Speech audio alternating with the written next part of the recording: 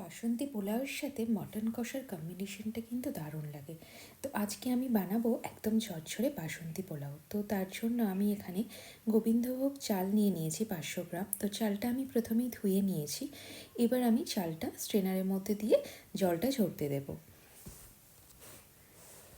আমি চালটা ধুয়ে বেশ কিছুক্ষণ স্ট্রেনারের মধ্যে রেখে দিয়েছিলাম। তো জলটা এখন পুরোপুরি ঝরে গেছে। তো এবার আমি একটা বোলের মধ্যে চালটাকে নিয়ে নেব। নেওয়ার পর আমি বেশ কিছুটা এখানে ঘি দিয়ে দেব।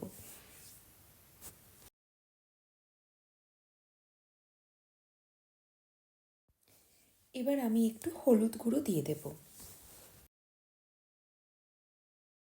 চালের মধ্যে ঘি আর হলুদ গুঁড়োটা দিয়ে আমি ভালো করে মিক্স করে নেব, যাতে ঘি আর হলুদ গুঁড়োটা চালের সাথে ভালোভাবে মিশে যায়। এরপর আমি বেশ কিছুক্ষণ এটা রেখে দেবো এভাবে। এখানে আমি একটা কড়াই নিয়ে নিয়েছি, তার মধ্যে আমি আরও কিছুটা ঘি দিয়ে দেব।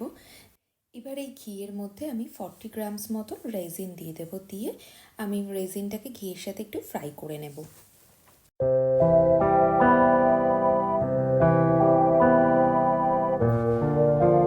রেজিনটা ফ্রাই হয়ে গেছে। এবার আমি এগুলোকে তুলে রেখে দেবো। এবার আমি গোটা গরম মশলা দিয়ে দেবো ঘিয়ের মধ্যে। এখানে আমি সিনামন দিয়ে দিয়েছি, ক্লোভস দিয়েছি আর তেজপাতা দিয়েছি। এবার আমি মাখিয়ে রাখা চালটাকেও দিয়ে দেবো। চালটা দেওয়ার পর আমি বেশ কিছুক্ষণ এটাকে ভেজে নেব।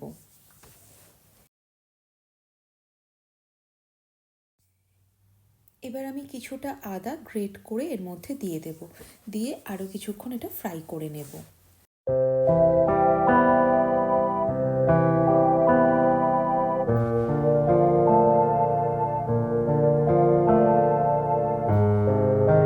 আমি এখানে হাফ টিস্পুন মতন গরম মশলা দিয়ে দেব আর টেস্ট অনুযায়ী নুনটা দিয়ে দেব।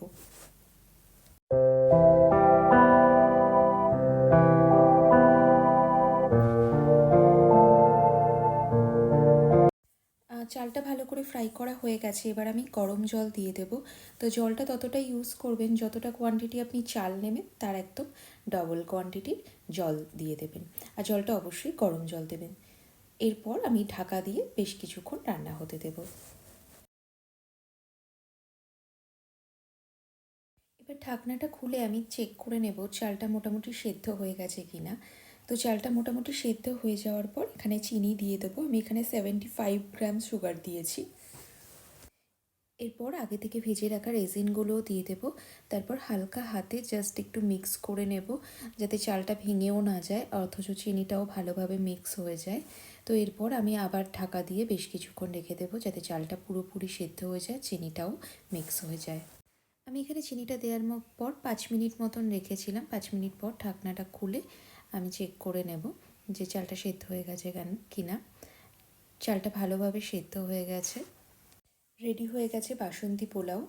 ভিডিওটা আপনাদের কেমন লাগলো অবশ্যই জানাবেন। ভালো লাগলে একটা like, comment, share and subscribe করে দেবেন। আজকের মতো তাহলে জানাই টাটা।